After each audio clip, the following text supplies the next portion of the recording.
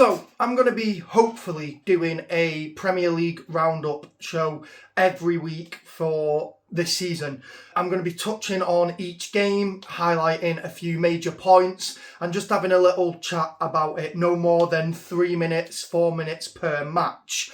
This isn't going to be like Match of the Day. This isn't going to be like any of the other podcasts that you see. I'm just an enthusiast. I'm an amateur. I just enjoy football. I enjoy talking about football. I'm hopefully training to get my FA badges in coaching, but I'm by no means a professional, and I don't have access to every game. I'm just a one-man team, but I am going to talk about each game. I'm going to let you know if I watched a game or if I just watched highlights of the game. And the games that I've not watched, I've kind of done my own research into as well. I've watched extended highlights, looked at what people are saying online, and we're just going to have a little bit of a chat about the league and how it's going. So the first game we're going to start with, obviously, is Arsenal and Coventry. Arsenal with a convincing 3-0 win in the opening match of the season. I didn't watch this. I was out at the time. I would have loved to have watched it. It was the only game on. It was the Friday night kickoff, 8 p.m. UK time. But no, I didn't watch it. With this game, it's hard to judge either team from this game alone. You've got Coventry, who have come up from the Championship, newly promoted. A lot of people out of the teams newly promoted are expecting Coventry to be the ones to stay up. Arsenal, obviously Premier League champions last season, so no disrespect to Coventry, but I don't think anybody was expecting it to be a challenge for them. Arsenal played convincingly, well-made goals. They played very well. They pushed forward. They didn't let Coventry get any sniffing, because it can be easy sometimes to, as we'll touch upon when we talk about Hull City, it can be easy for a newly promoted team to surprise you, pull something out the bag that you don't expect, and Arsenal didn't let that happen. Now, Arsenal came under a lot of flack from me last season. I didn't do any shows like this, but I'd speak to people extensively about football. Arsenal got a lot of flack from me for their dark arts, their kind of like Atletico Madrid style of play, and I didn't want to see that permeate the Premier League. I still don't. I think it's despicable. I think it's anti-football, and I'll get a lot of shit off of Arsenal fans for this if any of you are watching, but I mean it as no disrespect. I just don't like that style of football. To me, it's boring, it's lackluster, and you get the argument of people all the time going, well, that's what wins your matches. You have to win matches. Number one, you don't have to do it every game, which Arsenal seemingly were doing last season, and number two, It is all about winning, I get that, but from a spectator's point of view, as somebody who doesn't support Arsenal and who doesn't support, say, Coventry, I want to see a good game of football. And maybe it's the pressures of finally having won the Premier League. They've been called bottle jobs for seasons. They nearly squandered it last season, but City threw up against Everton, they threw up against Bournemouth, they dropped the ball, so to speak. But Arsenal, we're not going to talk about the Community Shield because we're talking about the Premier League, but they convincingly beat City there, and then they convincingly played against Coventry, and they didn't really master their own dark arts that we've seen them use in previous seasons, which I was really glad to see. They played really good football. From what I saw on that highlights, it was an entertaining match, and they're playing like a team with no pressure on them now. They've done what they needed to do. They've won the league. Obviously, they want to retain it, but personally, I don't see any team this season being able to keep up with them. I think Arsenal are probably going to go and retain the Premier League this season, especially. Obviously, it's very early days. You can't talk into it too much. Coventry, I ain't going to write them off just yet. They've just played the champions of England, Champions League finalists. They were always going to struggle. They didn't really do anything in the highlights that I saw that made them stand out, but it's the first game and it's a tough game.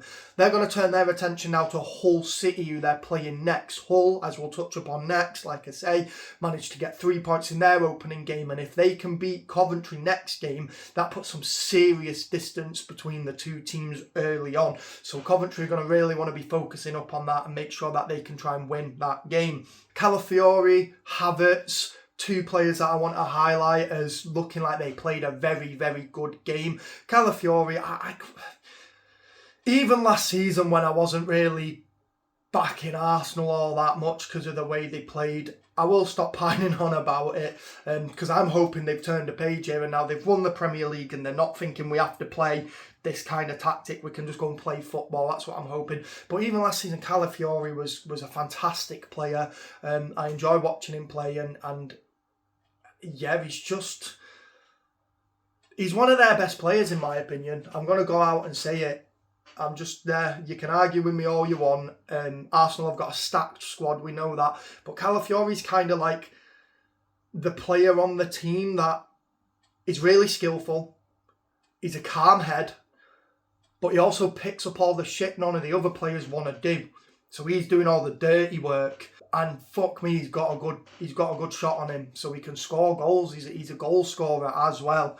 Havertz, if he stays fit, could be a great player for Arsenal this season. He struggled with his fitness, but it would be good to see him stay fit and have a really good campaign and a good run in the Premier League. Something that he's not really been able to do, even at previous clubs. But hopefully, if he's playing the way he's playing, you never know. He might have a really, really good season this year. And then obviously you've got, it's just a stacked squad, man. Arsenal are going to be a tough team to beat this season. I was going to say then you've got to name a couple, but any player you name for Arsenal really is a good, strong player. Odegaard, even though Norway did good at the World Cup, I didn't think he did that well. I didn't think he played well at the World Cup, but he seemed to have a good game as well. And it's just going to be mighty hard to top the Gunners this season. And I think if other teams aren't careful, Arsenal might not just retain it, they could run away with the league. Genuinely, it could be wrapped up by Christmas if Arsenal are playing the way they are playing. Again, early days, you don't want to say after 1 week. Ask me after 6 or 7 matches, but including the Community Shield in that, including the pre-season, including last season, you just think that Arsenal have got a bit of something about them that the other teams don't have. City are going through this transition period with management, with players. They've got rid of a load of players.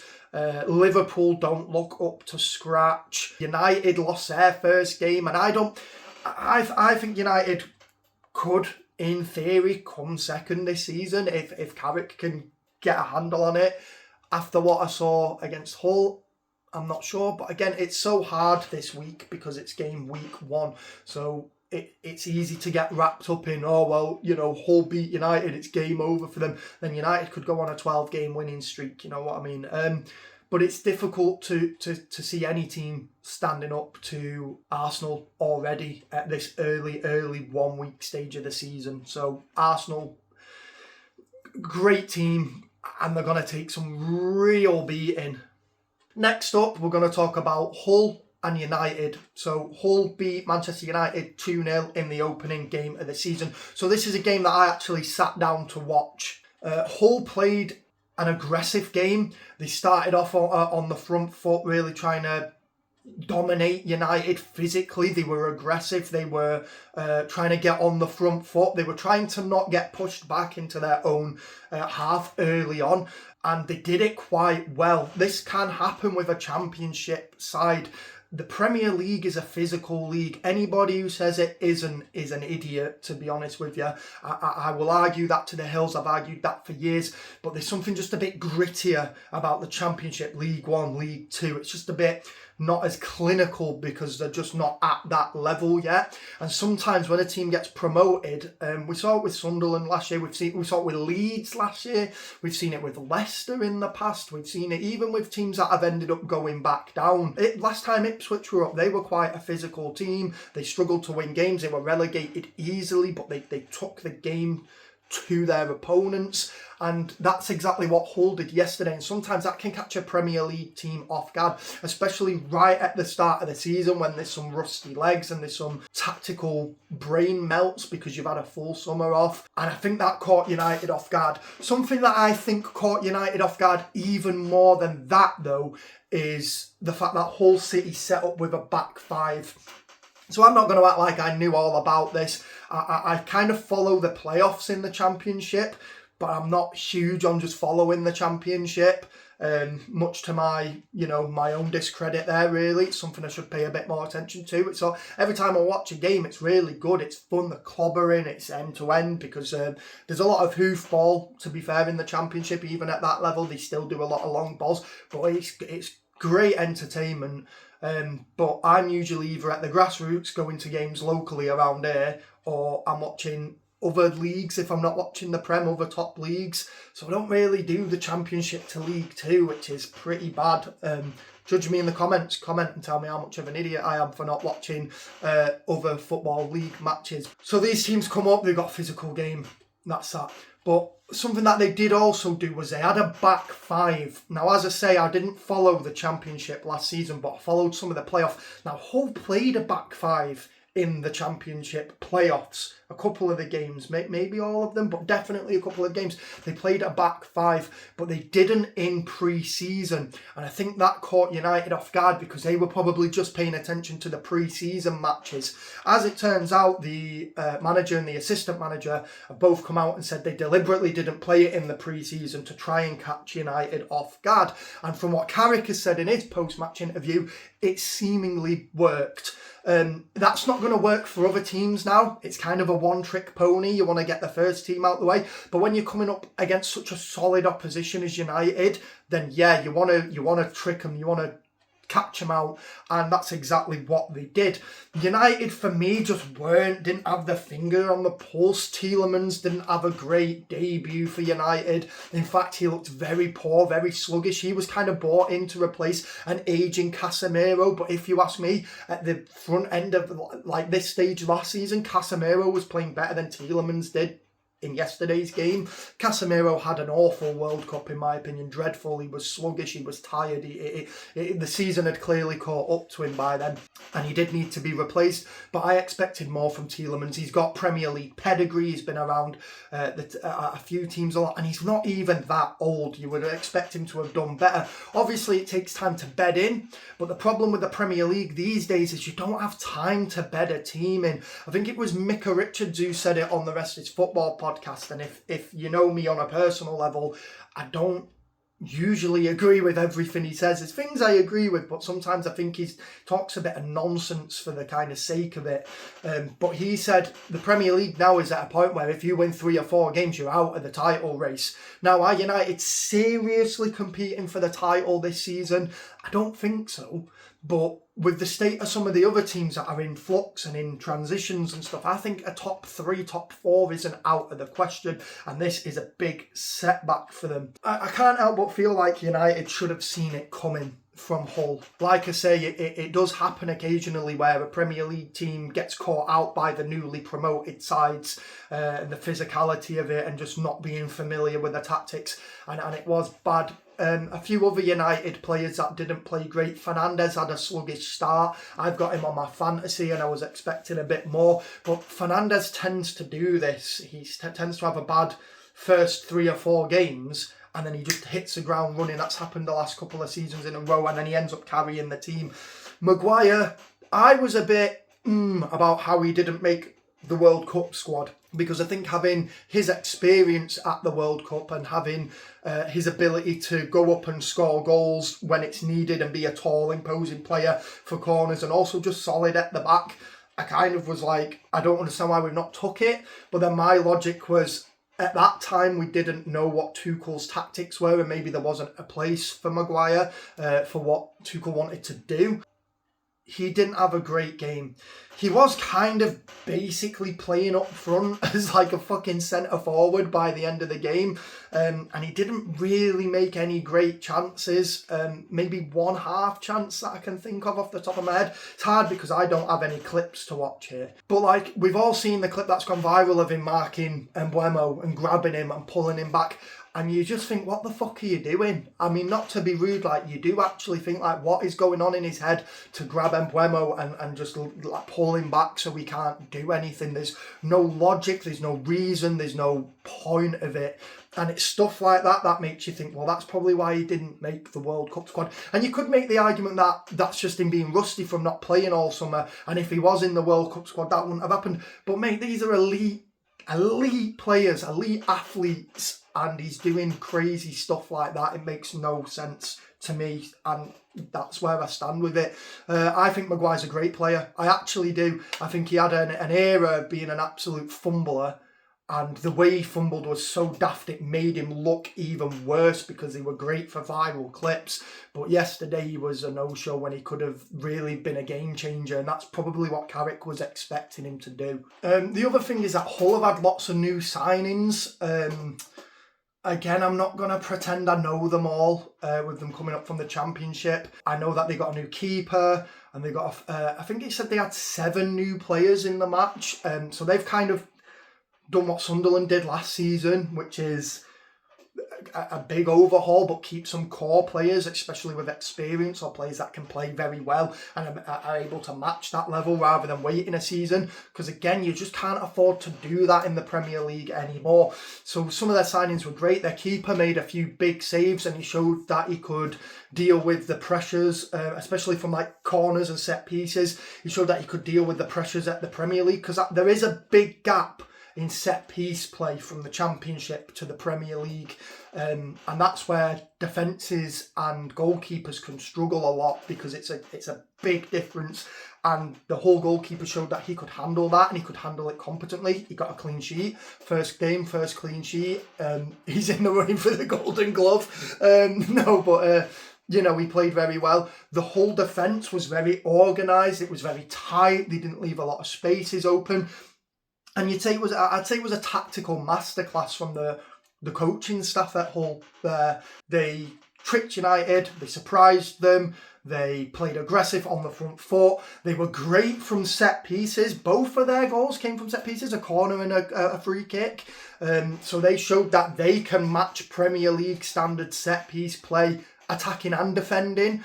And they were tight defensively, and the lineup was obviously a great selection, and I can't fault Hull's performance on Saturday, and there's plenty you can pick apart early doors about United, but as I said in the Arsenal coverage that I did, it's the first game, so let's just see how they come into it. But there's a lot of things with United on Saturday that were reminiscent of Amorim last season, at the start of last season.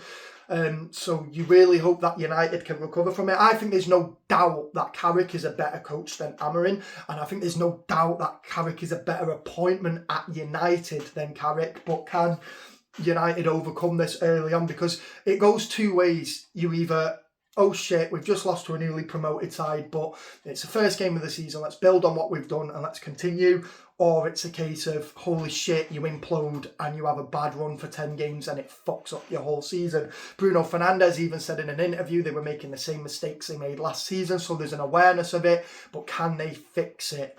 McBurney played fantastic for Hull. He's the guy that I want to point out in the match, the player of the match almost. I think his dribbling was great, his midfield control was great, his defending was great. I think he was an all-round package on Saturday, McBurney, and he played high intensity for the whole match. For the whole time he was playing it was high octane. It was thrilling, and he really had United in his back pocket, whoever he was up against. Hull were almost written off in that first game, but like I say, they just performed a tactical masterclass, and United maybe should have seen it coming a bit more, and that's where we are, and it's ended up with Hull bagging a 2-0 win and getting a really important 3 points on the board for themselves very, very, very early in the season, where every point is fucking gold dust. It's a nugget of gold, and they've managed to bag 3 already, where Coventry haven't. And I'll say it again, Coventry were the promoted team that most people were saying they might stay up. Hull and Ipswich had almost been written off from the start. Hull particularly so, because they finished 6th.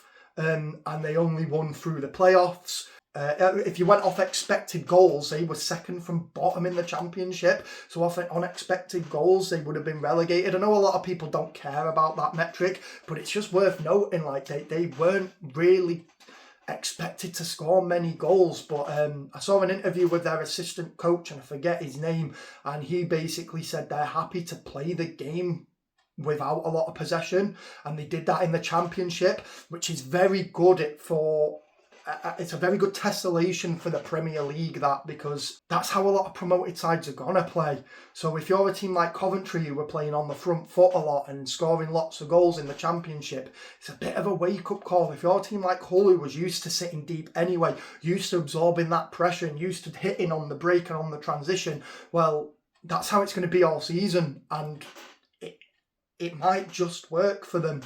Joe Cole said on his podcast, I saw it through Alfie Potts-Harmer, who's a Hull City fan himself, he does HITC 7s. He said, Joe Cole, not Alfie, said they slipped him through the back door, and Alfie was rightly so a bit fuming about it. I quite like Joe Cole. I'm not a Chelsea fan, and he's obviously very Chelsea-centric and very biased towards Chelsea, but a lot of his takes on football are usually quite good.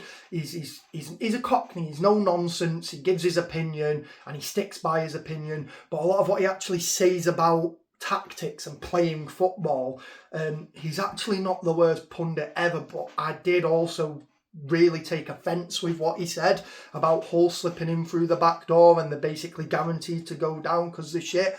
As Alfie put it, I'm not going to pretend I did the legwork, this was off his video, Hull managed to get through the whole playoffs without conceding a goal, and they won the playoffs, obviously, and they also beat Millwall, who were third place, and who were favourites to go up, obviously, because they were third place, without conceding a goal. So they didn't slip in through the back door, and any team that wins through the playoffs is always going to be the favourite to get relegated because they didn't come up first or second, and they could, like you say, possibly have been sixth. But to say they slipped in through the back door when one team does that every season is just a bit fucking stupid, to be honest. Man City played Bournemouth and won 2-1 at the Etihad. I watched this one. If you've watched any of my other content, especially my shorts, you'll know that I'm really unsure of Maresca. I'm not going to drive the point home too much because I've done it to death and I'm conscious of time. But Maresca for me is just unproven. I just think he lacks the quality and experience to pull off any of the sort of thing Pep did. A lot of people say to me, who would you have had? I would have personally tried to have poached Company from Bayern Munich. And I know that's a big ask, but I think he would have come to City. I think if we had really put a good offer down on the table and had said, please come to City, I think he probably would have took it. I might be on cloud cuckoo land, but I just feel like maybe he would have done it, and I think they could have come to an agreement to poach him. I mean, they went around about it to poach Maresca, didn't they? There's even legal issues arising from it, so I don't see why they couldn't have gone for Company, and I think Company's much more of a tactician, and he's got a lot more Man City experience. Obviously, Maresca was an assistant coach at City, I'm not disputing that, but Company's got like skin in the game, he cares about City. He's kind of like Carrick at United, isn't he? And I get it, there ain't many other options beside Company that you'd pick, but Maresca just, I'm not convinced by him yet. I thought the Community Shield performance was abysmal from City, and I just wasn't confident for City going into this game. It was the same as last season for City, really. Lots of possession in the final third, lots of exploring and passing side to side, lots of the opposing team setting up in that low block, tight, congested, leaving no wiggle room, and you're relying on them making a mistake for you to feed through and get a goal. The first 5 or 10 minutes, City played fantastic. Foden was on fire. Little bits of skill. Haaland was sprinting. He was powering through. Rico Lewis and O'Reilly were pushing forward. Not Rico Lewis, just O'Reilly, I think, was pushing forward. And you just kind of had that feeling that they were firing on all cylinders, but they just couldn't find a way through, and it's the exact same as last season. Low chance generation for heavy possession in the final third. Same as last season again, a really leaky defence, committing men forward, and all of a sudden Bournemouth... And there were a few warning signs. Donnarumma had to make a couple of saves in that first half that Bournemouth could push on the break. And don't forget, Bournemouth were on a 12 or 13 game unbeaten run. It was a huge streak they'd carried on from last season. And they are obviously a threat. They've got a new head coach, but nothing looked like it had changed. The cogs were all turning well. They were great on the transition. They were solid at the back initially. and they went ahead and they grabbed the first goal. And that was it then. Bournemouth were more... But Bournemouth, I will admit, Bournemouth did not take their foot off the gas, but they were more like, you come and get it. Like, we were already absorbing pressure, but now it's like, you come and get it because we've got the goal, we're 1-0 up. And again, it was just the same from City, this constant possession, this constant press, this constant passing, square, back, square, try and push it forward, but they couldn't do anything with it. Semenyo was really the only one who was really driving forward, especially in that first half. Like I say, Foden had a good first 10 minutes and then switched it off. But the leaky defence is also terrifying for City players and fans, because you're committing all these men forward and you think as soon as we lose possession, Bournemouth are looking lethal on the attack. And that's what you're thinking as a player as well as a fan there. Like, the players will be aware of how bad the defensive. You could argue that City were a bit unlucky or just piss poor. It depends how you want to look at City. Do you hate them? Do you not mind them? Are you a fan? But you could say they were unlucky or piss poor. They missed some sitters. Haaland glitched out when he could have done a diving header. He glitched out. Gay missed an open net. There were a few half chances where the keeper matched them and stuff like that, and they just couldn't break through. And it looked to all the world like the game was going to end 1-0 to Bournemouth and they'd take 3 massive points, because, as the commentator said in that game, City have to prove that they're contenders against Arsenal now. City haven't won the league in 2 seasons, 2 years. It was Liverpool, then Arsenal. But not just that, they've lost a lot of experienced players. Bernardo Silva, Rodri, John Stones, all out the door. And they've not really got anybody who's got quality experience now, and he's a calm head and he's an experienced head. It's a lot of young lads that can make it hard over a season, over 38 weeks especially. But Cherky came on and he had a fantastic game. He assisted both goals, one from a corner and the other from a fantastic pass into Gvardiol, who put it away. And it was very close to being offside, but it definitely wasn't.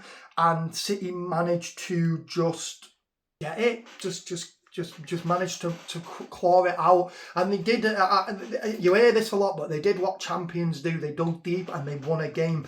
So again, early days, not impressed with the way City played at all. I don't think they're going to be able to compete with Arsenal over the 38 weeks. I think they're going to have a real dip, or they're going to lose games that, like Saturday, they should have really lost the game, but they didn't. And I think there's going to be times where they should have lost the game and they will. They won't be able to pull out of it because they don't have the experience. But yeah, Foden looks like he could be a good player. In terms of Bournemouth, they've started the same as they ended last season. I already touched on that. There was no real difference. They played energetic, they played cohesive. They have a real team mentality, and they looked threatening. And against other teams that maybe aren't quite as good as City, I think they'll punish other teams. I think Bournemouth can get a really high finish this season. I'm talking Europa, possibly Champions League. And I'm saying that early, and it does depend. I think it just depends how other teams like Liverpool and City and Chelsea settle. And we can go from there, but I think it's possible. To pick out my player of the match, it'd be Evan Nielsen.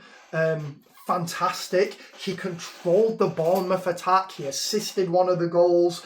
He didn't give up. He was fighting till the end. He was physical. He was taking no bullshit. He was playing confident passes. He was playing progressive passes. He was slipping into the back lines. He was finding spaces in between, and he was just causing a nightmare for the City defence. Adam Smith, great player, experienced player, constantly drawing fouls. Some of them weren't really fouls, let's be honest, but constantly drawing the foul, constantly being a calm, strong head at the back line, constantly commanding the players in front of him. And you just feel like that's experience that City are lacking, and you could see the stark contrast between that. But it ended with City grabbing the 3 points in what's an unfortunate loss for Bournemouth, who really, really deserved a point at the very least. Next up, Everton 2, Crystal Palace 0. I didn't watch this game, so I just watched the highlights. But Everton looked solid. Dewsbury Hall looked very good. He scored a cracking goal, to be honest, a really good goal, which the new British Prime Minister, Andy Burnham, enjoyed because he's an Everton fan and he was there, which is I find quite funny. But Moisey looks like he's got a bit of a lid on this team now, and I think that's important for Everton because they've gone through more than a few seasons of just uncertainty where they've been struggling. Or one thing with Everton is they've lacked a goal scorer for so long, like a real goal scorer. Beto hasn't really fit into his position yet, and I just think they've needed goals to come from somewhere, anywhere. Even if it's fucking defenders, even if it's just set pieces, wherever they come from, they've needed to come. And yesterday, they did it. They had Dewsbury Hall and Barry was the other one, and they just looked good. They didn't look like they're mega. They didn't look like they're going to finish, 4th, 5th, 6th, 7th. But they look like they could get a top half finish if they keep building on what they've got. Obviously, Moisey is he's part of the fucking furniture of the Premier League now. He's got real skin in the game. He's got real experience, and he's changed as the league has changed and has shown he can keep up with that change. He said last season that he's too old to be dealing with relegation battles, so perhaps this is his statement to say I'm fucking done with it, and that they will try and, at least have a comfortable finish. They just don't want to be dragged into that relegation battle. The defence looked good.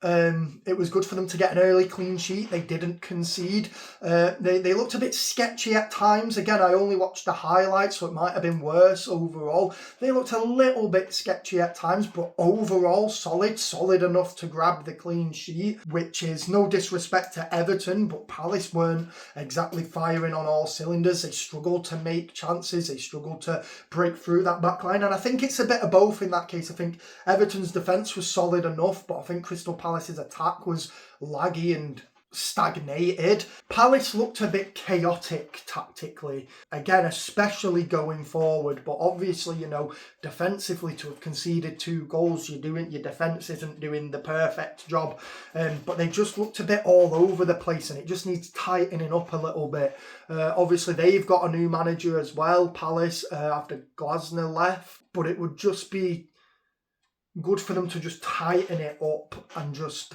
The framework is there, if you understand. They're not in trouble, but they just need to tie things together and just get on the training ground a bit more and just link up with each other and just be on the same page. And I think Palace will do fine, as long as they action that quickly. If this carries on for another 3 or 4 weeks, then you're going to start looking at Palace and going, are they in a bit of trouble here? But time will reveal that to us as we watch the games. Obviously, there's some issues with Mateta's contract. There's a disagreement between him and the club about a caveat of it, and the reading of it and the understanding of that, which has gone to... I think they took it to FIFA, and FIFA said it's not our issue, like it's up to you as a club and a player, like separate parties, to kind of overcome it. With Mateta playing, maybe he just didn't have his full head in the game. Maybe he's a bit disgruntled. Maybe he's just got a lot on his mind. And, he just wasn't there today. And Mateta's a fantastic player. I rate Mateta so highly. I think he's a great player. But it might have just thrown his game off a little bit there. It was a convincing win for Everton in the end. Like I say, Dewsbury Hall's goal was fantastic, and I didn't watch the game, so I'd say he was my player of the match because I do know that he was just playing a good game anyway. Even without the goal, he was playing arguably some of the best football I've seen him play personally. I'm not going to lie, he's not somebody I've kept tabs on, but he used to play for Leicester, and he's been around Dewsbury Hall, and I just think yesterday he looked settled and he looked comfortable and he looked happy with where he is, and I think he could end up having a really good season if that continues. And it's unsurprising really with a coach like Moisey, who knows what's what. He knows the shit, doesn't he, Moyes? So I think with a coach like Moyes leading him and guiding him, you can really get the best out of him as a player there, which is interesting. So see how it goes. Hopefully Everton can keep up the momentum and keep going. But Palace really just need to tighten their tactics up and see if they can continue it. Sort out the contract with Mateta, tighten up the tactics and just get back onto the good form that Palace have had for seasons. They've just had solid form, which is, I think, what Everton are trying to match. And if you go off that matchup, they did. Next is another good one, another one of the matches where it's a newly promoted side, Ipswich, who beat Sunderland 2-1. So I watched this one. So before I get into the notes that I've made, I just want to say that last season, Sunderland performed well above expectations. Everybody was shocked by the performances that Sunderland put in, week out, consistently for a whole season. There is the second season curse, and I think some of you may have heard of it, some of you may not, so I'll touch on it very quickly. The second season curse goes as such. You're a newly promoted side, you battle to survive the first season of the Premier League, and then the next season, you fuck it and you get relegated. And that's because you've basically been riding a wave of adrenaline, of joy, of no pressure. And then you get to the second season and all of a sudden there's a bit more pressure on you because you're not the new boys anymore. Honestly, I'm not sure if I fully buy into it. I think it I do think the pressure's real. I think you can go from having no pressure and then you survive a season and all of a sudden there is pressure. And don't forget they got European football as well now, Sunderland, Conference League. But I don't think it's really a real phenomena. But it's worth just pointing out because they lost to one of the newly promoted sides, Ipswich. And it's very funny because Ipswich have kind of followed in the footsteps of Sunderland, and they've made a lot of new signings this season and have heavily changed the team. I can't remember how many new players it said they had, but they've got a lot of new players in. But again, they said they wanted to make more signings before the end of the season. So they definitely want to get some more players in. But they've kind of followed suit of what Sunderland did, where they've kept it. And Hull have done this as well, really. In fact, to be honest with you, I think all three of the promoted teams have, to some extent, followed that framework. And it's easy to go, well, that's the obvious next step. It is, but obviously with financial fair play, and also sometimes teams are just reluctant to do it. We've seen it time and time again. That's why for so long it's been hard for these promoted sides to stick in the league without ending up going back down. But what Sunderland did last year has kind of become a framework now for what other promoted sides are doing. But Ipswich have done it maybe on the largest scale. I'd have to compare them and Hull. But they've done a big overhaul. They've kept a lot of experienced heads in the game. But they've got some Premier League calibre players in to help push them on this time, because last time they came up and got relegated immediately and they didn't really do that. They struggled to even get a home win. But they've come in this season and they've done what Sunderland did last season, and they've played against Sunderland and they've won. It was a very entertaining game with both teams having their fair share of chances. It was just short of being an end-to-end game. There were a lot of chances for both teams, or a lot of exploration and half chances for both teams. Maybe not outright chances, but both teams had their fair share of possession. Both teams had their fair share of attacking play. Both teams showed that they had the desire to go and win the game. Sunderland could have easily gone 2-1 up themselves. The Ipswich keeper Shreppen made a few great saves, so it could have easily ended up being 2-1 to Sunderland, but some of the Sunderland big players didn't show up. Xhaka, O'Nien, Brobby, Lefay, big players from last season didn't show up. I was very surprised that Xhaka didn't show up. He had a fantastic season last season. He was a real leader. He carried the team, but not in a Fernandez way where you're like, oh mate, it's only him. He carried the team in terms of he lifted everybody, he brought up the quality, and he just didn't really show up yesterday. O'Neill just had the tactics that were good. Ipswich played very similar to Hull in a way, in that they didn't want to sit too deep early on. They were the ones who got the first goal by playing really attacking football, where Cisco dispossessed O'Nien and just set it up, and it was just an easy tap-in the end. Well, not easy, still had to finish it, but you know what I mean. Ipswich were a starkly different team to the Ipswich we saw 2 seasons ago in the Premier League, and it showed. It took them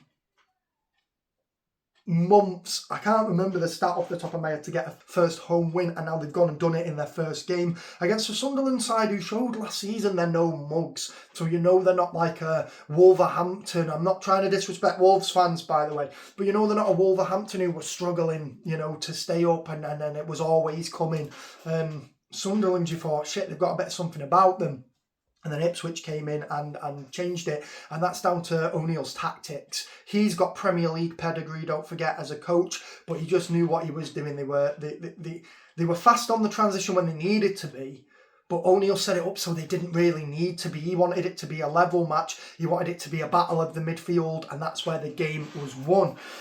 Ipswich showed up, whereas Sunderland didn't. Not Sunderland didn't. Some of the big players didn't. So players like Enciso, Leif Davis and De Silva all played their part for Ipswich. Enciso has got Premier League heritage. He played for Brighton, I think. But he was by far the best player on the pitch. He controlled that game. He set up a goal. He got an assist. He was aggressive. He was much like Escavino. They've got very similar names, but he was like, they both played very similar roles in their comparative games. He was aggressive, he didn't give up, he was letting the Sunderland players constantly know he was there. He gave 09 a fucking nightmare, man. 09, he was solid last season. He was shit yesterday. I'm not trying to shit on the guy, and I'm sorry if this somehow reaches him as a clip, but he wasn't good yesterday. Call it rusty, call it post-season blues, who knows, but he wasn't up to it at all. He made some silly challenges, he made some silly decisions, he gave away the first goal, and it was given away. He was pickpocketed right where he shouldn't have been, and he was chasing, and he didn't look comfortable against that Ipswich side, and it's a position we've seen him comfortable in all last season against some big teams as well, and he really struggled yesterday, and I think that's a mix between, say, Enciso and De Silva just causing him a lot of problems and him just not being up to scratch. Leif Davis played a fantastic defensive game. He was throwing himself into challenges. He was solid at the back. He was no nonsense. He looked comfortable, whereas 09 didn't. He looked like he belonged in the Premier League, to be honest, and it was great to see the way he played in that opening match, because it showed me that Ipswich aren't just a team that are going to push forward, try and grab a goal and hope for the best. It shows that they have got some defensive mentality about them and that they can, in a pinch, hold it up. And the only goal they conceded was from a fantastic free kick from Angulo, which would have been difficult for any Premier League team to stop, because it was just a fantastic goal. Off the bar, bounced down into the net. The keeper didn't have a chance over the wall. The wall didn't have a chance. So you can't even judge them too harshly for that goal either. Sunderland just weren't about it as much as I thought they would be, and then it ended with a late goal from an ex-Sunderland player, Clark, who bagged the winner in you can't write this shit sort of scenario that football so often throws up. Nottingham and Leeds is the next one. Nottingham Forest lost 1-0 to Leeds at home. I didn't watch this one, I only watched the highlights, and to be honest, there's not much to say. Both teams seem to be suffering from the 09 post-season blues, the start of the season lag. And I was obviously keeping a track of the score whilst it was on. And I watched the highlights, and I thought for sure it was going to end 0-0. Both teams looked scrappy, but not thrilling scrappy. It didn't look all guns blazing scrappy. It looked scrappy, but it looked lacklustre. It looked a bit flat from both teams. There's no player for me to pick out that played particularly well. And it's not an insult. This does sometimes happen at the start of the season, especially if you've got players on your team, which I'm assuming, Leeds and Nottingham Forest have a lot of players on their teams who didn't go to the World Cup over summer. And it can work both ways. You can go to the World Cup and come back knackered. You can go to the World Cup and come back charged because you've not really had a proper summer. But when you have a full summer off, you can get a bit laggy. That's normal. That's normal. You've not been working for the best part of 2 months, a month and a half, whatever it is. But they just didn't look up to it. It was probably a good matchup for both of them because they were both playing at a similar level. Whereas, you know, I'm not being funny here. You think if either Nottingham or Leeds came up against Sunderland or came up against Ipswich, Hull, you think Everton, even Crystal Palace, you think they probably would have lost. Probably. Because it was just a flat tempo game. In the end, Leeds persevered on and grabbed a late goal and they did what they needed to do. But yeah, I thought for sure we were getting the first 0-0 of the season already. I always play a game, how long does it take for the first 0-0 to come in? I live in hope that there will one day be a season there isn't a 0-0. Not because some 0-0s are fantastic games, let's be honest. Most of them aren't, but some of them are good. But it'd just be crazy to see a season with no 0-0s and just every team just firing off. So I always pay attention to that, and I thought it was going to be an early 0-0. And Leeds just managed to bag a late one and did what they needed to do. Brentford and Spurs. Brentford 0, Brentford 3, Spurs 0. I was shocked. So again, I watched this one, and just before we get back into the notes, I just want to preface it again. I keep saying this, but it is just worth keeping it in mind. With it being the first game of the season, I'm reluctant to judge too hard.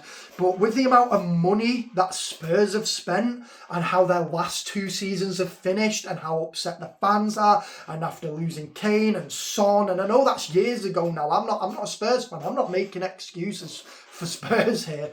But, you know, I just thought finally they've put some money down on some players. They're making active attempts to change it. De Zerbi, I mean, I like Thomas Frank. I thought Thomas Frank was a great coach and he couldn't handle Spurs.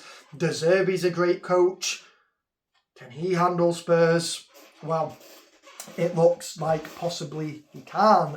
But I'm not judging too soon. Ask me after 6 or 7 games. We'll do a check-in. We'll see where these teams are at. But I expected so much more from Spurs. It was piss poor. Spurs had to go out there on Saturday and make a statement.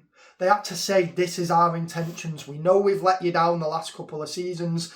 We've spent some money. This is what we're going to do. And here it is. They had Archie Gray as their captain. The guy's, 19, 20? He's the youngest captain in Spurs history. What does that tell you? They're lacking leadership. They're lacking confidence for anyone else to put their hand up and say, I'll give it a go. No disrespect to Archie Gray. I think he's a great player. But you put him in 70% of other Premier League sides, and he's an average player. He's got potential. I don't want to diss him. Look at me. He plays better football than I do. I'm not one to sit here and judge a player on their skill. I'll judge them if they're playing bad football, but not on their skill. But it's no disrespect to Archie Gray. But if Spurs can't find a more experienced head to captain the team, there's something going wrong there. I can't help but feel from what I saw that Archie Gray did struggle with it a bit. He had the weight of it on his shoulders, and he did well. He did what he could do, and what he did the best he could in those circumstances.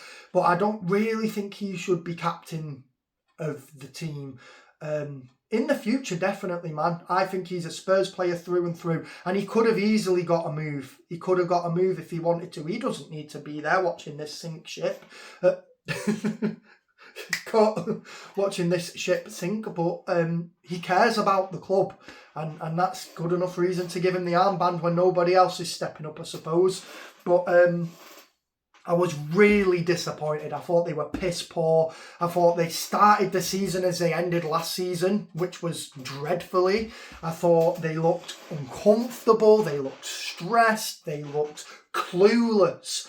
They looked tactically clueless. They didn't know what they were doing. Too many misplaced passes, too much inviting pressure on, not enough pushing forwards, not enough confidence with the ball, not enough progressive play, not enough physicality, and not enough care. They didn't seem passionate to have that Spurs shirt on. And in this day and age in the Premier League, you either have to be extremely good or fucking passionate. Even if you're a Brazilian player who's come over from somewhere, some other team, or you've come from the continent, it doesn't matter. You put on that shirt, you have to feel it. Even if you go in 5 seasons' time, I want to return to Brazil, or I want to go back to my hometown.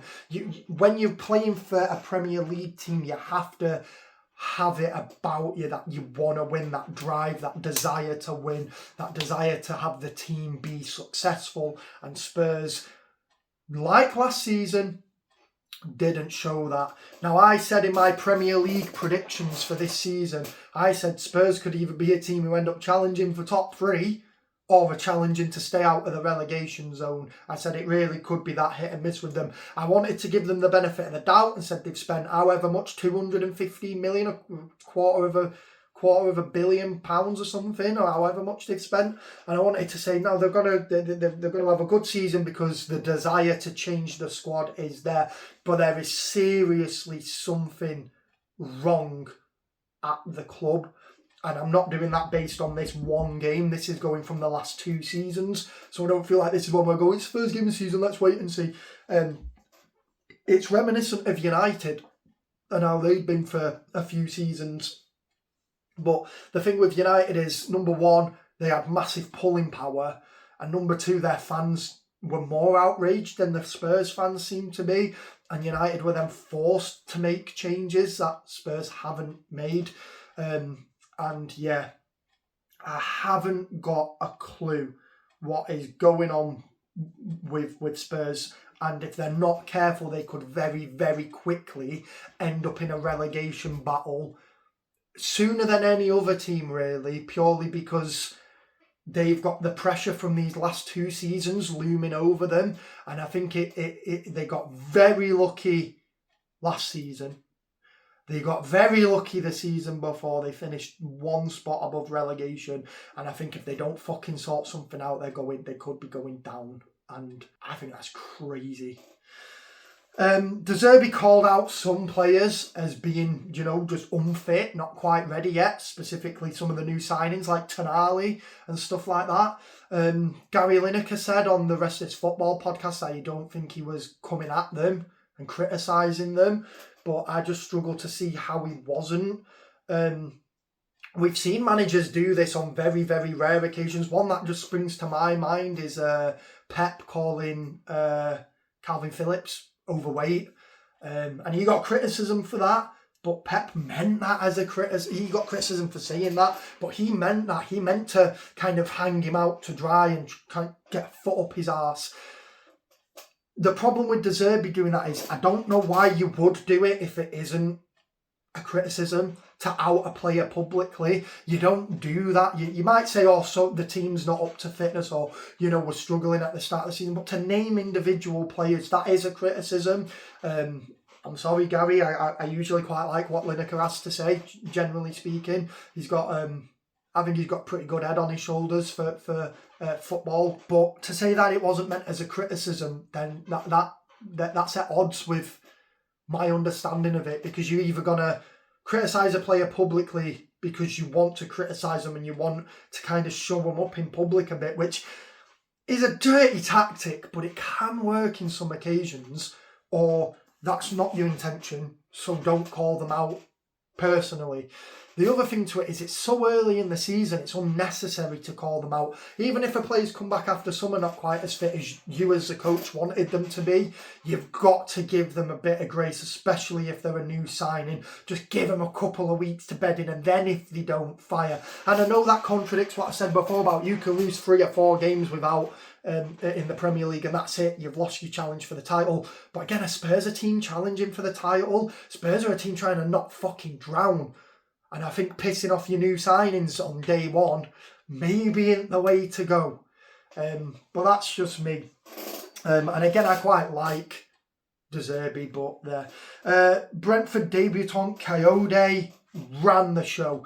Probably the best debut I've seen in the Premier League for a while. And what was he, 36 mil, 37 mil, or 38 mil? I could do this all day. But he was like in that ballpark, wasn't he?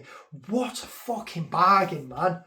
What a bargain for Coyote. He absolutely controlled that midfield. The Spurs midfield were his bitches. They were fucking on their knees. We are not worthy, honest to God. What a debut. He got a goal. He was strong. He sometimes, especially from the French league, man, League One, they come in and they can't handle the pace and physicality of the Prem. Not a problem for Coyote. He looks like he's been here for 10 years, just so experienced, and he really did. Great vision on the ball, great runs forward, either taking defenders away to open up spaces or just utilising spaces himself, finding the half space, finding the getting in behind the lines, and it did result in a debut goal. Cannot fault him. I'm really excited to see more of this guy, and he's not in my fantasy team, but get him in your fantasy team if he's not, because Spurs played shit, but I think that guy is going to light up the league for Brentford this season. I don't think it's just Spurs made him look good. He looked controlled, he looked competent, he looked calm, he looked experienced. It was an unbelievable performance for a debutant like that, and it was great. The other thing that I just want to touch upon is Keith Andrews. Now again, I didn't make videos like this last season, but I have been raving about Keith Andrews for a very long time. Since his appointment at Brentford, he is slept on. He is a fantastic coach. Now we've seen it with coaches like Graham Potter, Thomas Frank, De Zerbi now at Spurs, where they leave a team that's kind of mid-table, maybe upper mid-table, and they're doing a fantastic job, and then they move to a bigger job, and for whatever reason they can't handle it. Maybe the pressure's too much, maybe the teams run differently, maybe the egos in the dressing room are too big, whatever. Like Graham Potter, to me, I've been saying this, if you watched any of my World Cup videos, Graham Potter's a fraud. He had a Brighton side that were fantastic, they rallied behind him, they got behind him, they were really loyal to him, and he fucked him off for Chelsea, and he showed that it was mainly the team and he wasn't a good coach. And he showed it again at the World Cup with Sweden, and I don't really know how he kept his job after the World Cup, but I'm not just going to lay in on him. I don't think he's a good coach. That's all I have to say about it. But you have these coaches that are doing well at a team, like Keith Andrews is at Brentford, and they move on to something bigger and it backfires for them. And it's more than just a one-off, it's a trend that we've seen. So I hope Keith Andrews makes a move to a bigger club at some point, because I don't want him to just stagnate. He's potentially going to be one of the Premier League's great managers. Maybe not up to the level of Alex Ferguson, Pep Guardiola, Mourinho, that sort of thing, but he could be like up there with like Moisey and stuff like that, where he's got real pedigree. Maybe even a bit better than Moisey. He might win some silverware if he plays his cards right. He is a tactical genius, and he looks at every team as an individual case, like you should, and he goes, what can I do different here to surprise them? Which is what Pep did. That's what Pep did. And let's be honest, you can hate City, you can love City, whatever. Pep was a great coach. He was a great coach, and that's what Keith Andrews does. He goes, what can I do differently here? This, I can do this, whilst also keeping the blueprint and the form of the team the same without making people too uncomfortable with what he's suggesting to do. But he keeps it new, he keeps it fresh, keeps it citrusy like lime juice on your pancake. But no, he's great. So I do want to see him go at some point to a bigger team, but he has to pick his moment. Thomas Frank, De Zerbi, Potter. All three of those left too soon. Keith Andrews needs to stay at Brentford for, if possible, a good few more seasons. Really grind out his knowledge and understanding of the game. Really just enjoy the football, the coaching. Enjoy the team, the camaraderie. He's got a good squad around him. They're loyal to him. And then when that generation maybe starts to go, then start going, well, can I do something a bit bigger? I think the problem is they jump in the deep end too soon without armbands and they drown. And I don't want Keith Andrews to do that because I think he's an exceptional coach. So next up, we've got probably the biggest surprise of the season, which is Brighton 4, Aston Villa 0. Now, before you go tic-tacking in the comments and telling me how wrong I am that this was a surprise, I know about the great exodus of players from Villa. We will touch on that later when I look at my notes. And I also know that Brighton are no mugs. Brighton are a great team and they've been a good team for many seasons now. I really like Brighton. I like the football they play. I like the team they are. I like the way the club's run. I like the way the coaches are. I like Brighton. I liked De Zerbi and I like Herzler. And Herzl is another one who's a bit of I think he's a bit slept on a bit, though probably not as much as Andrews. He does get a lot of attention, but mainly because I think people find him attractive. And so his picture gets posted a lot, like that Tottenham manager who's dead young, fucking hell, can't remember his name, from years and years ago. Never mind, his name completely escapes me. But yeah, I know that's not as surprising, but yeah, it's crazy. So I didn't watch this game, but I watched extended highlights of this as well. And then I watched highlights and then I watched this on Match of the Day because I watched Match of the Day too. And it was just embarrassing and disappointing for Villa after the season they had last year. You know, they won silverware. They won the Europa League, Conference League. No, Europa League. They won the Europa League last year, which isn't a mugs trophy, man. It's not an easy trophy to go and win. Unai Emery is a fantastic coach. Nobody doubts that. He's not slept on. He's just a great coach, and people know he's a great coach. And to have come on from what they did last season, where they were seriously, as well, for the first half of the season, they were seriously competing for the league. And then they really finished high and they finished strong and they won silverware. To then roll into this season and have that as your opening game is seriously concerning as well. So we can talk about financial fair play and how big of a deal it is. And, you know, it's problematic in and of itself. And it's become a mutation of what it was supposed to be. It's probably overextended its jurisdiction to some extent, whereas now the big teams are really protected and teams like Villa aren't. They can't do anything. I get that. They've not made any real signings. And then you've got, you know, players leaving or wanting to leave, not wanting to play. Martinez not playing in goal. Watkins boycotting the team. McGinn gone. Rodgers gone.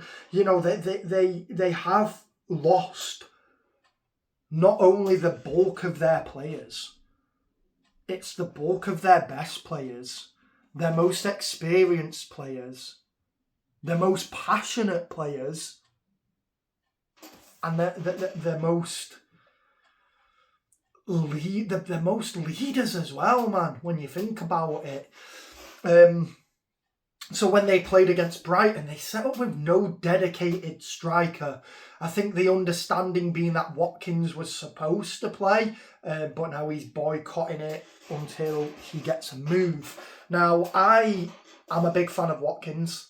I've liked him at Villa for years now. I liked him for England, but I've always been a fan of Watkins. I wanted my team to sign him, which I'm not going to reveal who that team is just yet because I want to keep this unbiased as best I can and just focused on football overall than so I don't want to become a fan channel, that's all. I'm not embarrassed by it. I'm not scared to tell anybody. I just want to keep this about general Premier League and not a fan account.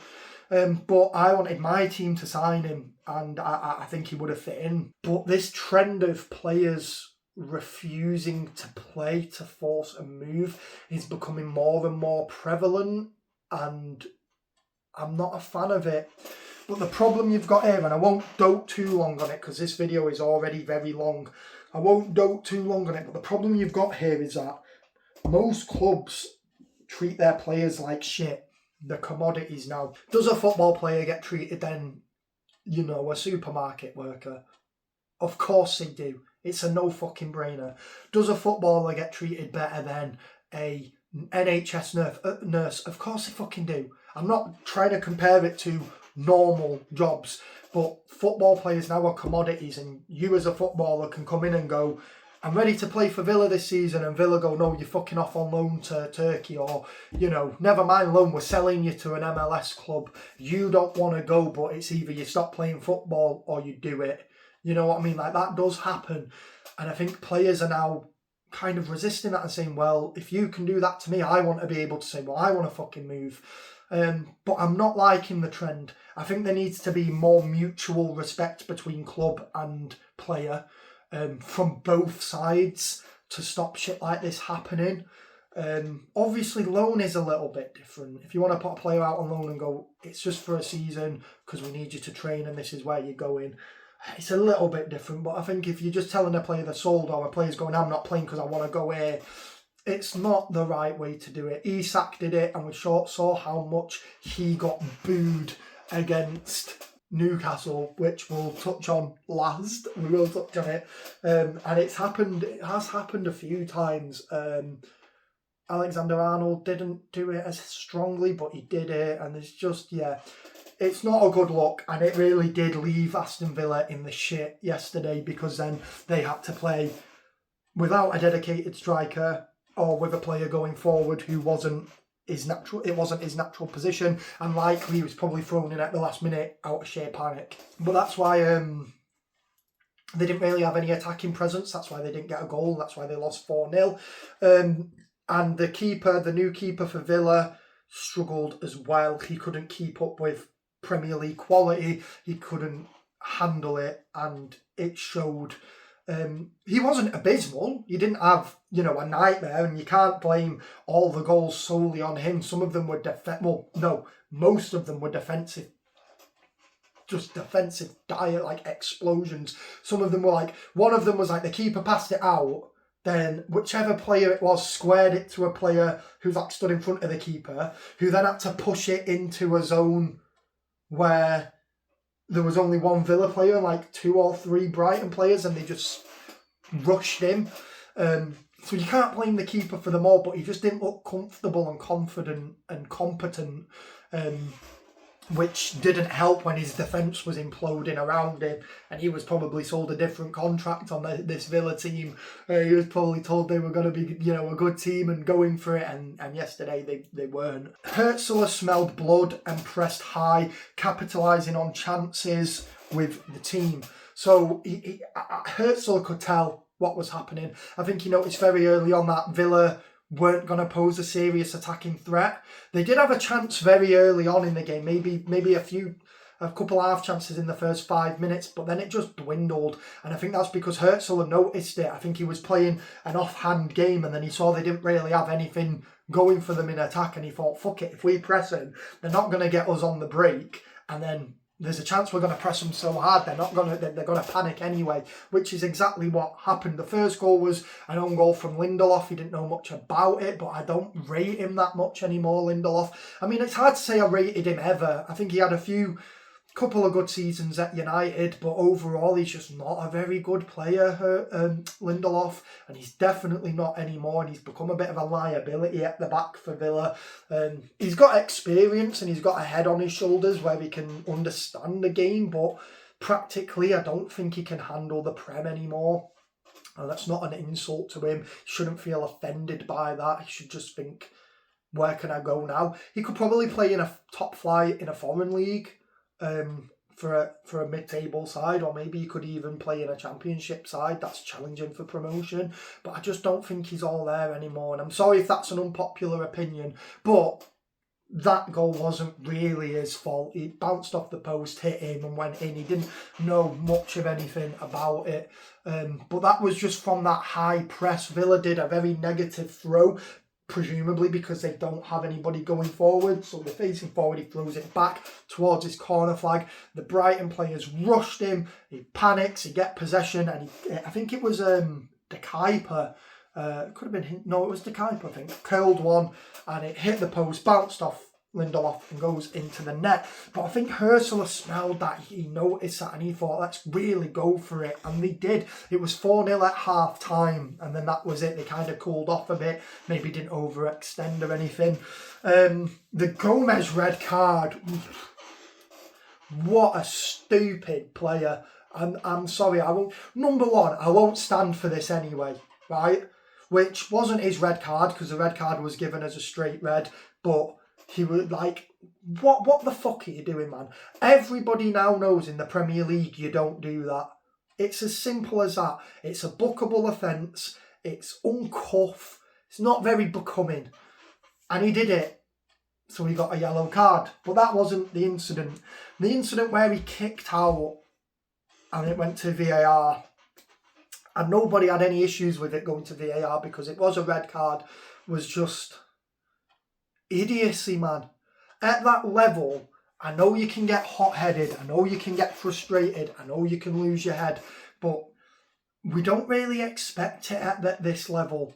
And you do see it less and less throughout the season now than you used to, even with VAR, because players are more they're more athletes now, they're more sports people. 25, 30 years ago, football was football. They weren't really athletes. They'd go to away games smoking cigs and drinking pints on the team bus.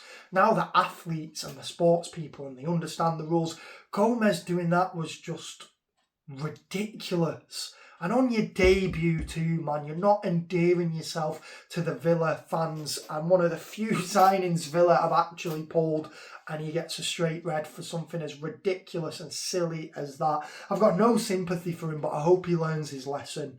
De Kuyper and Hinshelwood, stellar players, fantastic player. Hinshelwood is very good. He had a very good game, and he's one to watch for the rest of the season because he genuinely seems passionate again, and it's something that I would trade for quality on some occasions. I think if you've got a player who's genuinely passionate to pull on that Brighton shirt and say, come on lads, let's go and win, not only is that great for the morale and great for the dressing room, they end up just putting in 100%, like, every game they can.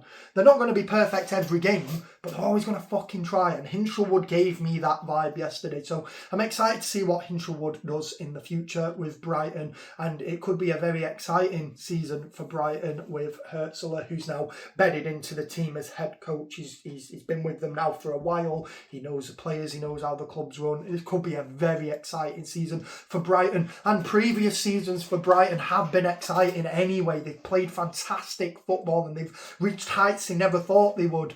But this could be a big season for Brighton, and I'm looking forward to it. It's Newcastle v Liverpool. What a big game to start the season with for both of these teams. Newcastle obviously have had a change of guard, and they've also lost some big players in the transfer window. Tonali, Bruno Guimaraes, who's gone to Arsenal. You know, they've lost some core players in the team. They also have Wissa, who had a poor season last season. Obviously there was some injury, but he just didn't hit his stride.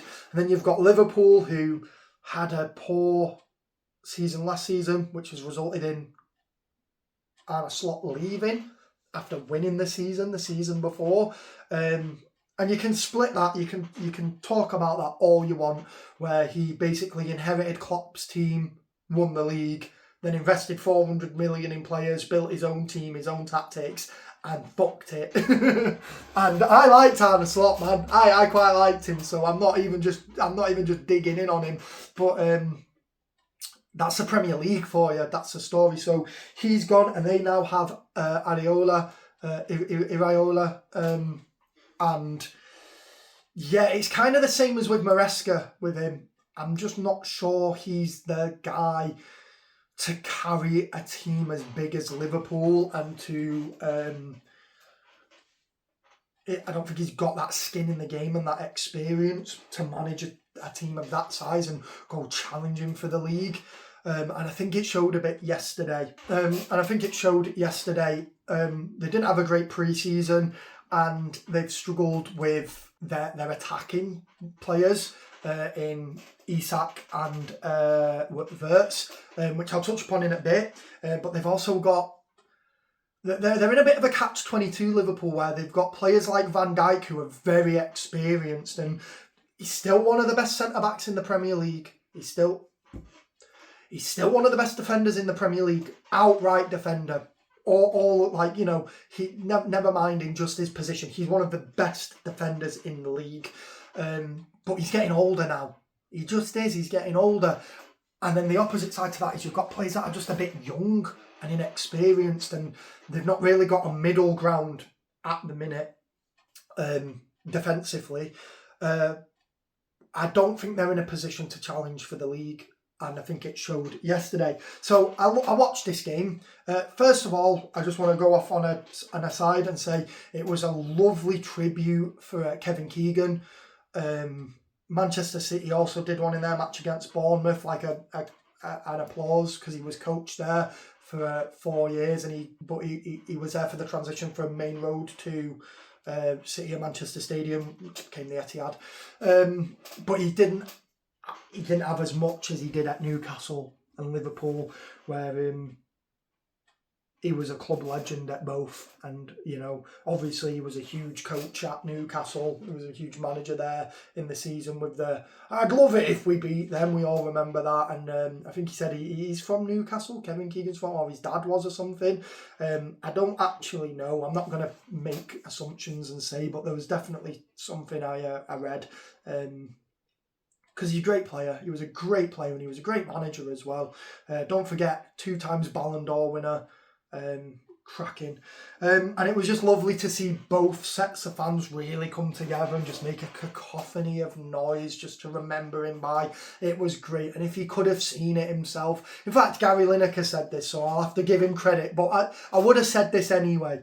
If he could have seen it himself, my God, he would have brought a tear to his eye. And it was great to see all the fans come together and just remember him. And in a way, it was a perfect fixture for the first game back, because obviously he died just after the World Cup over summer. And it was a great send-off and a great remembrance of him. Newcastle were fired up. They were explosive. They were on the front foot from the off. And they just didn't want to... I think this game was a bit tetchy for both teams because of the way the teams are morphing. I've already touched upon it, so I won't repeat myself, but with big players going and with big transition periods for the teams, I think they were both a bit tetchy. And I think Newcastle with Eisler as their head coach, new head coach for them, by the way, don't forget, wanted to set some intentions, which I've said this a few times in this video, but I think that's important very early on in the season to kind of set your intentions. Nobody cares if you lose your 3rd or 4th game, really. They don't. You're going to lose games in the Premier League, you know, even if it's just 1 or 2. But you're going to lose some games, especially if you're not challenging for the Championship, if you're not challenging for the Prem, the title. You're going to lose games, and nobody really cares if it's a 3rd or 4th game if you pick up a loss and, we didn't play that well.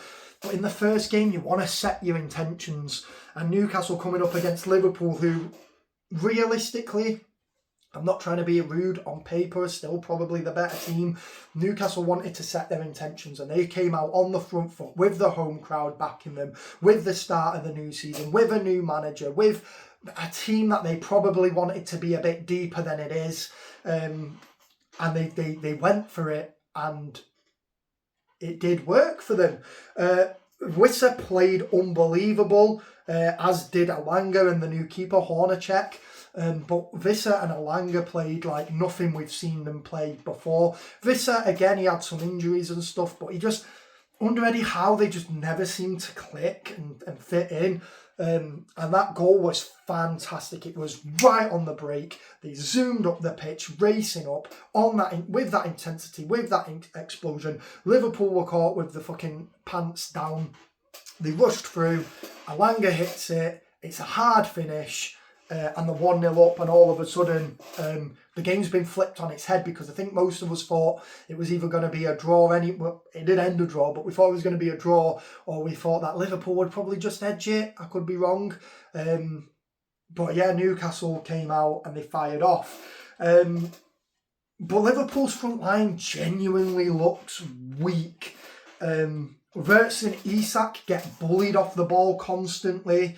They look too... I think Alan Shearer said they look too kind, they're too polite. I'd call it weakness. And again, this isn't something that's going, this is the first game of the season. Same for last season. Isak, okay, he was recovering from a broken leg, a really bad injury, a broken leg, a fractured leg maybe. But, you know, it's a bit more understandable from him. But by now, you think he would have settled in a bit more, especially with some World Cup play. No, they just don't look threatening. They look like two Care Bears running at you. They look like beanbags rolling along the floor. There's nothing to them at the minute, and that's something that genuinely needs to be fixed, but can be fixed because we know, especially with Isak, we know he's got quality. Wirtz is struggling in the Premier League, and it's concerning for Liverpool fans. If you're a Liverpool fan, you should be a bit concerned. I'm going to give them the benefit of the doubt, and we'll see how it is again after 5 or 6 games. Again, with a new coach, maybe a couple more signings. They might gel a bit more, they might get a bit more about them, but there needs to be a chat with them where they need to work on their physicality, their aggression, and just their fucking damn desire, man. I want to see them, I want to see the fucking game face when Liverpool are playing, because they're just not, and they don't look like Liverpool players, to be blunt, at the minute. And it'll be interesting to see how they evolve throughout the course of the season. I've got more hope for Isak because, like I say, last season he was recovering from a horrific injury. I have more hope for him. And also, he was under a lot of pressure in this game. He was constantly being booed. It was relentless. I have never heard anything like it. It was unbelievable. It was so loud, the boos he was getting. And yeah, I just thought it would have been hard for even an elite professional athlete to play in those conditions. And he was constantly being dispossessed. He was constantly being challenged, and he wasn't making anything of the chances he had. And Wirtz was arguably worse. Wirtz was a nobody. Wirtz was nowhere to be seen. And it's concerning that they haven't got their attacking line firing on all cylinders, especially now Salah's gone, which is a very big concern for them to fill those boots. And yeah, the other thing is I've already mentioned it, but they've got defensive frailties because they've got like an either old or inexperienced back line. But that's even more prevalent when they're caught on the counter-attack, which is what happened for both of the goals they conceded. And if you watch the replays of them, it's abundantly clear how bad it is. Because you've got two attacking players who aren't confident on the ball, who are pushing forward, who aren't doing anything with it. They're not creating chances. They're not playing intelligently. They're not looking for spaces in between. They're not progressively passing. They get dispossessed. And then all of a sudden Liverpool on the back foot because the back line can't handle the overload and it can't handle the break. And that's how they've conceded both of their goals yesterday. So that's something they need to work on. I think Liverpool should really be looking at signing some new players who I don't know, but it would be good. Gakpo's a great player. Gakpo's probably the best player on the pitch for them in that game against Newcastle. He played fantastic. He had a good game, to be honest, circumstances considering. And he scored a goal as well. His goal was really good, actually. But I'd forgot he'd scored a goal just then for that split second. Everything else he did was really good as well. Szoboszlai's good, but he's a bit erratic sometimes. He makes some bad calls, but he's a solid player. The midfield is all right.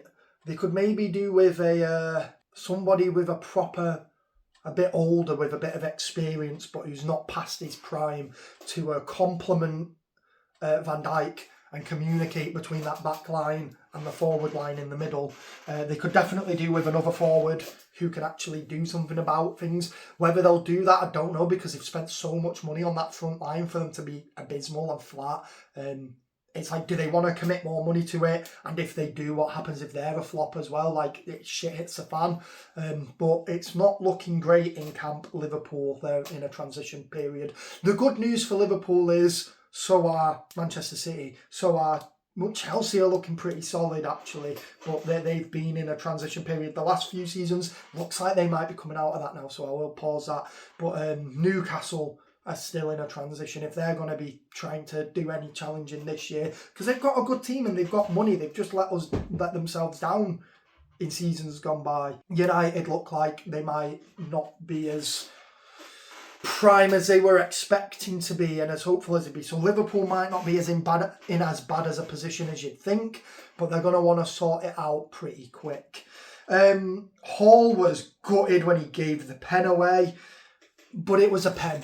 I think there's been a lot of people calling it soft and some people trying to say it wasn't a penalty. So 2 points to this. First of all, VAR this weekend has been fantastic. Please, Howard Webb, keep it up this season. This is the high bar we want. The thing is, right, you can complain as a Newcastle fan that shouldn't have been a penalty, yeah? But it's going to level out over the course of a season because referees do miss things or they clip things and stuff like that. But VAR is still there, by the way. We've not got rid of it yet. It was great to just see the game's flow, the bar to be a lot higher, not tiny little step on your toe being a penalty. It's great. And we need it more. And I would say that if decisions went against my team or for my team, because I can't be the only one who was just getting sick with just how involved VAR was getting when they said, number one, it wouldn't start refereeing the game, which it very clearly, and there's evidence to show it did start refereeing the game, and also just how much it just broke up the game. The games we've had, this has been one of the best weekends of Premier League football for a while, especially an opening weekend. Part of that has to be down to VAR not sticking its big fat nose in every single decision. So I hope this continues all season. This is kind of how we want to see VAR implemented. And to go back to the penalty, it was a penalty. And I don't even think it was soft. I think it was pretty stonewall. He leans into the challenge, misses the ball goes beyond him. The player clatters straight into him, into his outstretched leg. It's a penalty. Geisler said if you give that, you give hundreds of penalties. Alan Shearer, who's a Newcastle fan, also said it was a pen, but it was soft. I disagree with both of them. I think it was just a penalty. I don't think it was particularly soft. It wasn't a horrendous challenge, but it's a pen. He misses the ball, he takes a man, his leg's outstretched. It's not the attacking player running into him. He's got his leg out. It's a pen. There's no doubt about it. But Hall was gutted because it was in like the 99th minute and they held on for so long. The crowd was going nuts against Liverpool. Liverpool looked a bit lost and bang, they get a penalty and it was a penalty. Szoboszlai scored. He scored in the spot he always scores in. He put it in the same place he always puts it in, and he just gambled on his power and accuracy being better than Hornacek's ability to save it, which it was. Hornacek, though, take nothing away from him. Great game. Really a standout player. Again, another new keeper who's proven he can handle it at this level.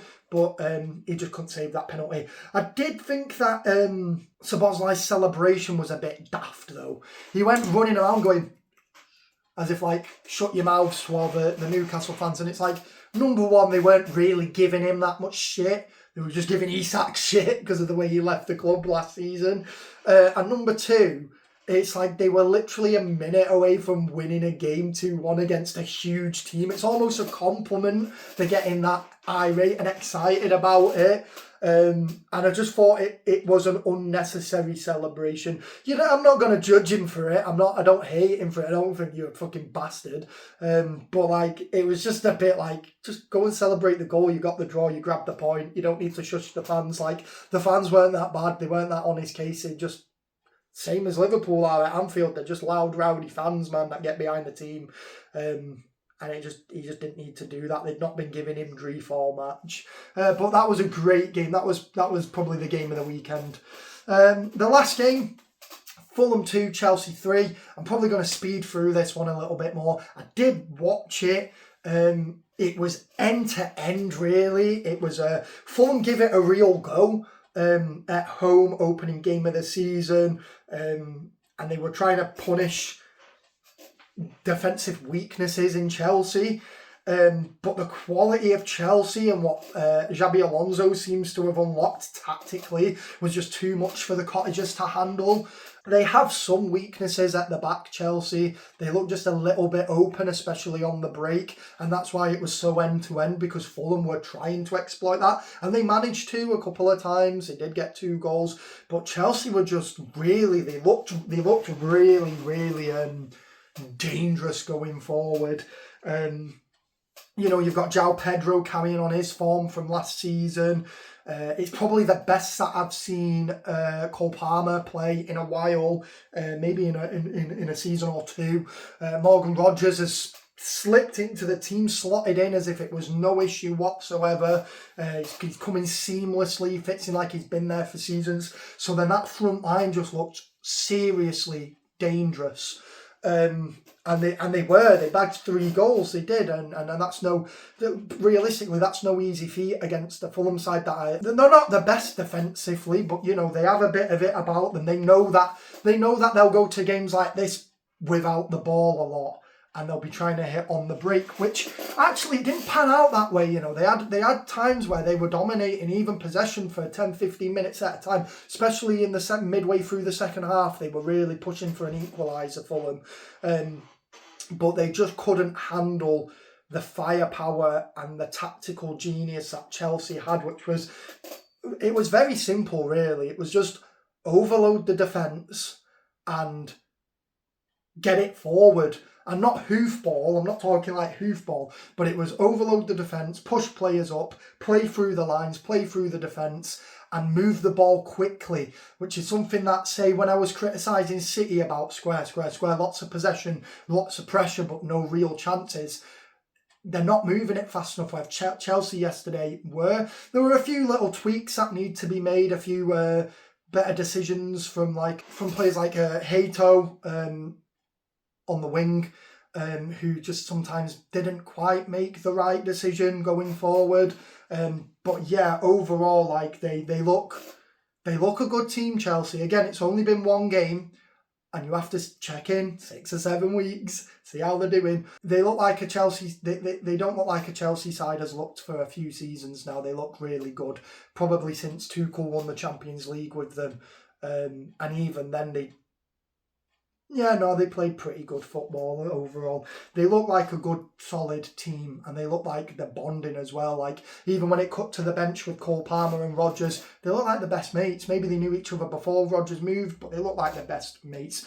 Another thing is, and I'll compare again to Manchester City, but you can compare this to United as well, and Liverpool. When Chelsea were committing players forward and really pushing, and Fulham were hitting them on the break. Now, Fulham scored 2 goals, man. Obviously, there's some defensive issues with Chelsea that need to be tweaked. But they had Lacroix, and he's got pace, and he's got strength, and he's clearly got skill and talent, just raw talent.